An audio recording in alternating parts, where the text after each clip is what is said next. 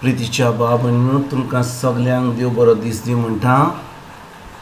आयज आयतार आनी आमचें शिवर्तमान जावन आसा म्हत्वाची 13वी चीट 1 ते 23 पर्यंत. आनी आमी फकत आयज तिसरे वडीर आमी नियाळ करुया. जेजू कितें म्हणटा पळयात म्हणटा. कोण एकलो वंपी वंपूंक गेलो. पळयात कोण एक वंपी वंपूंक गेलो. आनी बाबणीनो आमी जाणो ह्या दिसांनी पावस पडटा, शेतकामती शेतान काम करतात आनी कितें करतात ते वंपतात. आनी वंपतात कित्याक हो वेळ पावलो वंपूंक. बियां घालतात आनी ते जाणो थोड्या दिसांनी वा थोड्या म्हयन्यांनी जेन्ना तें उदक पावसाचें पडटलें सगल्या बियांचेर ते सारें घालतले आनी सगळें तीं बियां तीं मरण कुसोवन परतून नवीं झाडां जातलीं आनी नवें शेत आमकां तांकां मेवतलें, नवें पीक मेवतलें. आनी तें जाणून की जेन्ना बीं घालतात तेन्नाच की तांकां त्या शेतान एक पीक मेवतलें म्हणून. आनी भाव भयणीनो देवाचें राज ह्याच भाशेन चलता. देवाचें राज अशें चलता की जेन्ना आमी बीं घालता तेन्ना आमकां पिकूय मेवता. आनी आमी जेनेसीस म्हणजे पयली चीट पयलें जी चॅप्टर आसता बायबलान ओल्ड टेस्टमेंटान पोरण्या कोरारान त्या 8वे वडीन 8वे चिटीन 13वी वड थिंचोर आमी कितें आयकता. थिंचोर देव म्हणटा जेन्ना हो संवसार आहा तेन्ना गरमी आनी थंडी, वंपूंक आनी पीक तें सदांच घडटलें.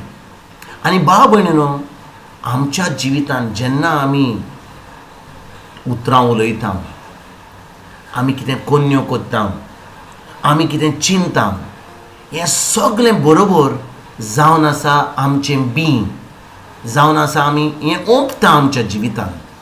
आनी गरज कितें आमकां कितें वंपूंक देवाचें उतर.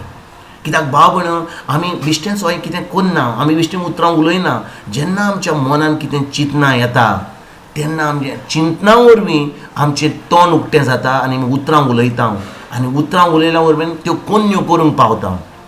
देखून आमकां जेन्ना आमच्यो जी चिंतना येता आमच्या मनान ती चिंतना जेन्ना आमी त्या देवाच्या उतरां प्रमाणे आमी चिंता तेन्ना आमचीं उतरां जीं भायर सडटात आमच्या तोंडांतलीं ती देवाचीं उतरां, बरीं उतरां, मोगाचीं उतरां सुट्टा. आनी मागीर आमी मोगाच्यो कोरण्यो करूंक पावता. कित्याक जेन्ना आमच्या काळजान देवाचें उतर आसता आमच्या तोंडांतलें जें भायर सदतलें तें देवाचें उतर. जेन्ना आमच्या काळजान सगळें किटकीट आसा, पातकां आसा, वायटपण आसा, कोणाचें वायट करपाचें आसा तेन्ना तें आमच्या तोंडांतलें तें भायर सुट्टलें. आनी भाव भयणीनो गरज कितें आमकां? गरज आमकां आमच्या काळजान देवाचें उतर रिगून दवरपाक. जेजू म्हणटा हांव जावन आसा ती दाखवेल, तुमी जावन आसा ते फांटे. आनी जेन्ना आमी जेजूच्या उतरान रिगून रावता, जेन्ना देवाचें उतर आमचे भितर आमच्या काळजान तें रिगून रावता, आमच्या कोन्यांनी आमच्या उतरांनी आमी दाखयता की खरेंच जेजू आमच्या बरोबर आसा. आमी बिश्टें मागणी केल्यार आनी मिसाक गेल्यार तेर्स केल्यार तें आमचें जायना. जाय आमकां देवाचें उतर आमच्या काळजान दवरपाक. आनी जेन्ना तें देवाचें उतर आमच्या काळजान जाता आमच्या तोंडांतलीं सुट्टा देवाचें उतर, आमच्यो कोरण्यो जाता देवाच्यो. आनी आतां आमकां आमच्या जिवितान हें बरें पीक मेवता. कसलें? देवाचें पीक. आनी देवाचें पीक सदांच बरें आसता भाव भयणीनो. कित्याक जेन्ना आमी त्या देवाच्या उतरा प्रमाणे आमी पाळटा खरेंच आमचें पीक जावन आसा देवाचें सगळें आमचें बरें जाता. आमी दुसऱ्यांक पावोवंक पावता आनी आमी मोगान चलता. आनी जेन्ना आमकां कोणूय आमचे विरोध येता, आमचें वायट येता, आमी सदांच देवाच्या उतरा प्रमाणे तांचे वयर आड वचना, पूण आमी तांकां मोगान आमी तांकां मोग देवाचो मोग दिता आनी आमी केन्नाच तांकां वायटाक वायट करिना, पूण वायटाक आमी बरें करता. आयज एके खेरीत भाशेन जेन्ना ह्या देवाच्या उतराचेर आमी नियाल करता, आमी आनी आमच्या फॅमिलीन आमी देवाचें उतर पोटगोड करुया, देवाचें उतराचेर आमी नियाल करुया, देवाचें उतर पाळून सदां दिसपट्या जिवन आमी थाराया आनी हें बरें पीक, देवाचें पीक आमच्या जिवितान हाडपाक आमी वावरुया.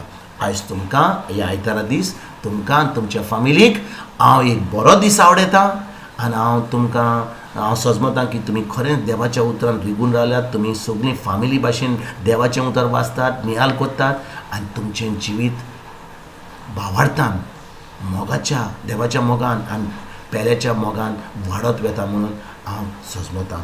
तुमकां तुमच्या फॅमिलीक बरो दीस आवडयता आनी परतून तुमचे कडेन उलोवपाक फाल्यां हांव हाजीर जातलों. God bless you all.